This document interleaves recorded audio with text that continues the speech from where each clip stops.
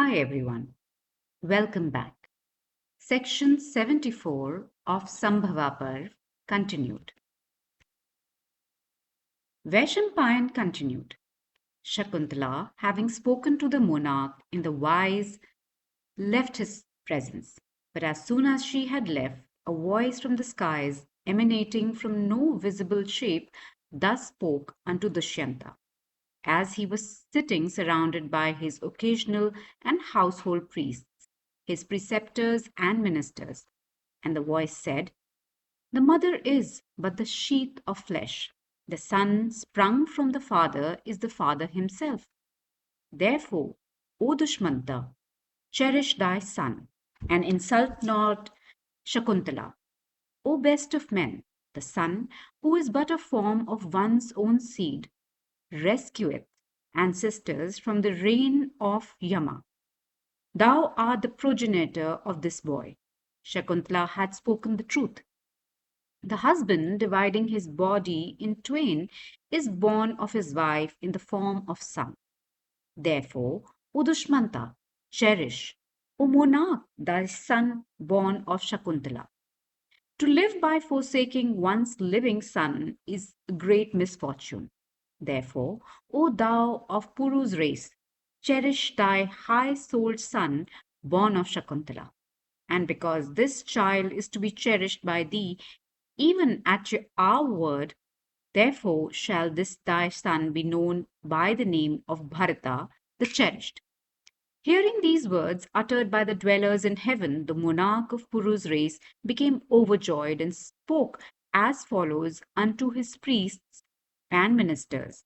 Hear ye these words uttered by the celestial messenger. I myself know this one to be my son. If I had taken him as my son on the strength of Shakuntala's words alone, my people would have been suspicious and my son would not have been regarded as pure. Vaishampayan continued. The monarch then, O thou of Bharata's race, seeing the purity of his son established by the celestial messenger, became exceedingly glad. And he took unto him that son with joy. And the king with a joyous heart then performed all those rites upon his son that a father should perform.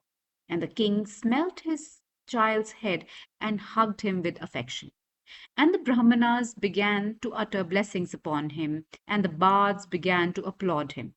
And the monarch then experienced the great delight that one feeleth at the touch of one's son. And Dushmanta also received Mat, wife of his affection, of his with affection. And he told these words, pacifying her affectionately. O goddess, my union with thee took place privately. Therefore, I was thinking of how best to establish thy purity. My people might think that we were only lustfully united and not as husband and wife, and therefore the son that I would have installed as my heir apparent would only have been regarded as one of impure birth. And dearest, every hard word thou hast uttered in thy anger have I, O large-eyed one, forgiven thee. Thou art my dearest. And the royal sage Dushmanta, having spoken thus unto his dear wife, O Bharata, received her with offerings of perfume, food, and drink. The king Dushmanta then bestowed the name of Bharata upon his child, and formally installed him as their heir apparent. And the famous and the bright wheels of Bharata's cart, invincible and like unto the wheels of the cars owned by the gods, traversed every region, filling the whole earth with their rattle. And the son of Dushmanta reduced to subjugation all kings of the earth. And he ruled virtuously and earned great fame. And that monarch of great prowess was known by the title of Chakravarti and Sarvabhuma. And he performed many sacrifices like the Sakra, the lord of the Maruts, and Kanva with the chief priest at those sacrifices in which the offerings to Brahmanas were great. And the blessed monarch performed both cow and the horse sacrifices. And Bharata gave unto Kanva 1,000 gold coins as the sacerdotal fee. It was that Bharata from whom have emanated so many mighty achievements. It is from that the great race called after him in his race are called after him. And in the Bharata race, there have been born many godlike monarchs gifted with great energy and like unto Brahman himself. Their number cannot be counted. But, O thou of Bharata's race, I shall name the principal ones that were blessed with great fortune, like unto the gods, and devoted to the truth and honesty. Section 75. Sambhava Parv continued. Vaishampayan said, hear now, as I recite the recorded genealogy that is sacred and subservient to religion, profit, and pleasure. Of these royal sages, Daksha, the lord of creation, Manu, the son of Surya, Bharata, Ruru, Puru, Ajamita, I also recite to thee, O sinless one, the genealogy of Yadavas and of the Kurus and the king of the Bharata line. These genealogies are sacred, and their recitation is a great act of propitiation. That recitation confiteth wealth, fame, and long life. And, O sinless one, all these I have named shone in their splendor and were equal to the great rishis in energy. Prachetas had 10 sons, who were all devoted to asceticism and possessed in every virtue. They burnt of old by the fire emanating from their mouths several plants of poisonous and innumerable large trees that had covered the earth and became a source of great discomfort to man. After these 10 were born another named Daksha. It was from Daksha that all creatures had sprung. Therefore, he, O tiger amongst men, called the grandfather. Born of the Prachetas, the Muni Daksha, uniting himself with Virini, begat 1,000 sons of rigid vows, all like himself. And Narada taught these 1,000 sons of Daksha the excellent philosophy of Sankhya as a means of salvation. And O Janmejay, the lord of creation, Daksha then from the desire of making creatures begat 50 daughters. And he made all of them his appointed daughters, so that their sons might be his sons also for the performance of all religious acts. And he bestowed 10 of his daughters to Dharma, 13 to Kashyap, and he gave 27 to Chandra, who are all engaged in indicating time. And Kashyap, the son of Marichi, begat on the eldest of his 13 wives, the Adityas, the celestials endowed with great energy and having Indra as their head, and also Vivasta, the sun. And Vivasta was born the Lord Yama. And of Vivasta was born the Lord Yama. And Martanda or Vivasvat was also begat another son after Yama, gifted with great intelligence and named Manu. And Manu was endowed with great wisdom and devout to virtue. And he began the progenitor of line. And in Manu's race have been born all human beings who have therefore been called Manavs. And it was of Manu that all men, including Brahmanas, Kshatriyas, and others, have been descended and are therefore all called Manavas. Subsequently, O monarch, the Brahmanas began united with the Kshatriyas. And those sons of Manu that were Brahmanas devoted themselves to the study of the Vedas. And Manu begat 10 other children named Vena, Drishnu, Narishyan, Nabhaga, Ishvaku, Karusha, Sarati, and the eighth daughter named Ela. Prishdhanu the ninth, and Nabhagritha the 10th. They all betook themselves to the practices of Kshatriyas. Besides these, Manu had 50 other sons on earth. But we heard that they all perished, quarreling with one another. The learned Puruvar- Pururavas were born of Ela. It had been heard by us that Ela was both his mother and father, and the great Puruvratas had sway over 13 islands of the sea. And though a human being, he was always surrounded by companions that were superhuman. All Puruvratas, intoxicated with power, quarreled with the Brahmanas and, little caring for their anger, robbed them of their wealth. Beholding all this, Sanat Kumara came from the region of the Brahmans and gave him good counsel, which was, however, rejected by Pururavas. When the wrath of the great rishis was excited and the avarice avaricious monarch, who, intoxicated with power, had lost his reason, was immediately destroyed by their curse. It was Pururavas who first brought from the region of Gandharvas the three kinds of fire of sacrificial purpose, and he brought thence the Apsara Urvashi also.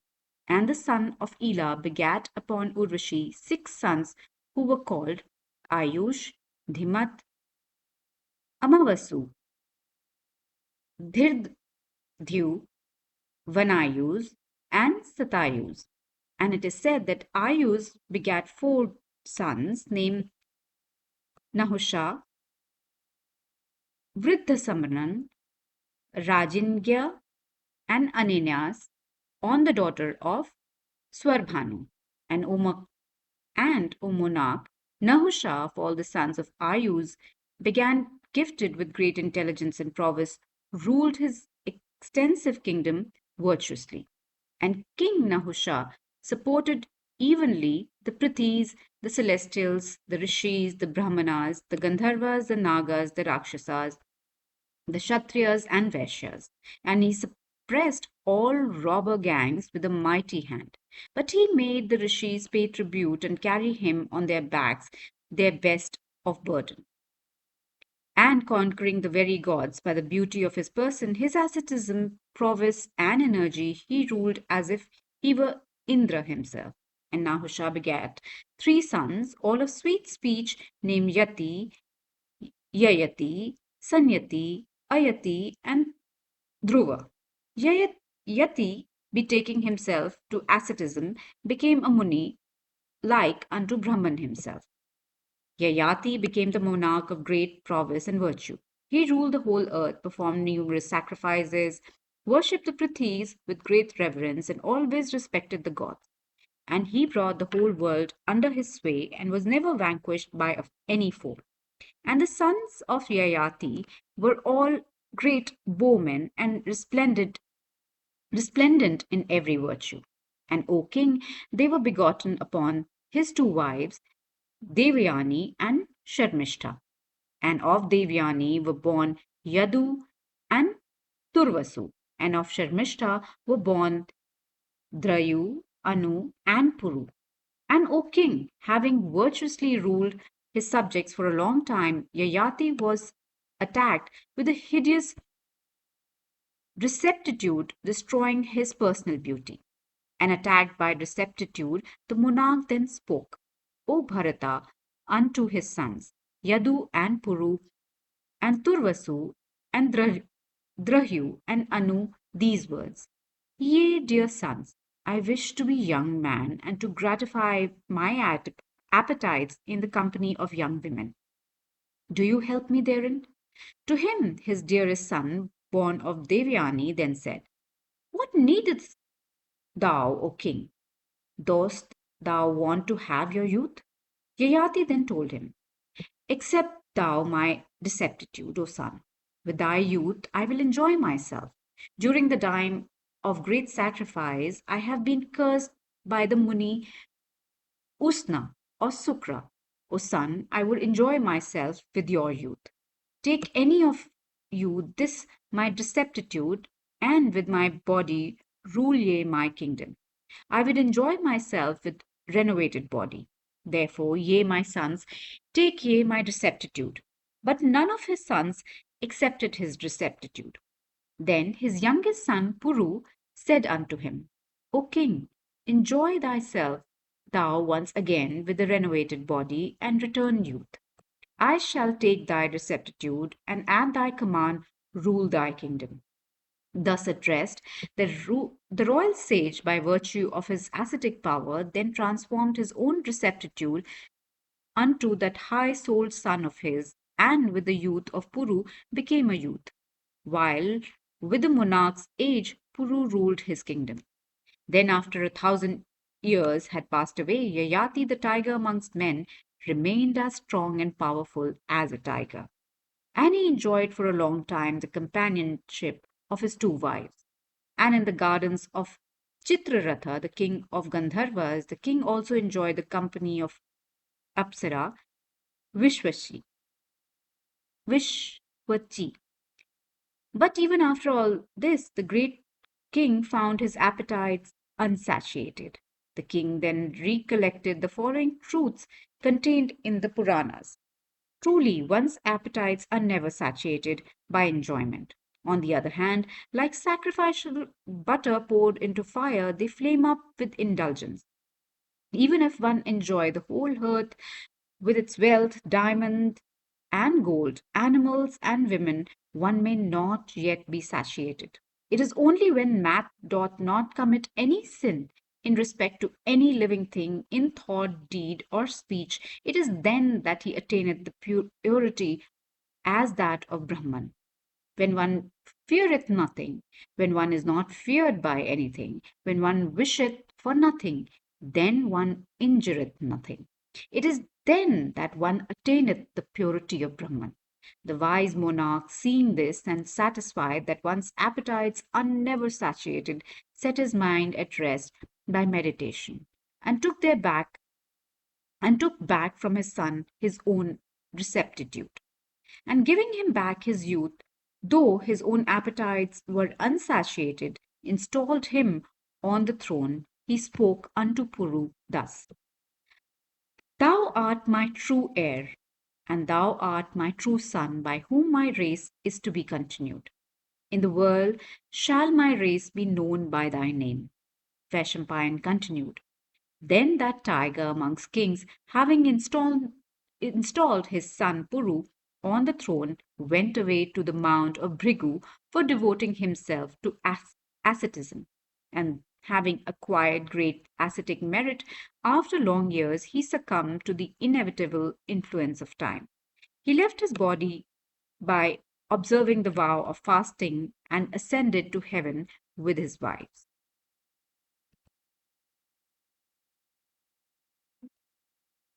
With this, we come to an end to this section of Mahabharat. Until next time, this is your host, Madhulika Rajahan, signing off. Stay healthy always. Narayan, Narayan.